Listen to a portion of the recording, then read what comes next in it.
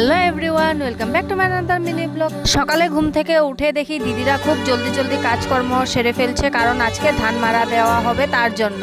আর জানো তো দিদিদের ধানও চাষ করা হয়, তো আজকে এখন ধানগুলো মেশিনে মারা দেবে। আর মেশিনে মারা দিলে অনেক কম সময়ের মধ্যে সবকিছু মানে এক সাইডে ধান এক সাইডে তোমার খের, এগুলো আলাদাভাবে সুন্দর হয়ে যায়, সময়টাও বেঁচে যায়। আর আমরা সবাই একসাথে কাজ করছিলাম গাইস, আমি দিদি জিজু মানে পরিবারের সবাই মিলে একসাথে কাজ করছিলাম। আর আমাদের ওখানে তো আমাদের ঘরে তো এইসব কাজকর্ম নেই, কারণ আমাদের সবজি চাষও করা হয় না আর ধান চাষও করা হয় না।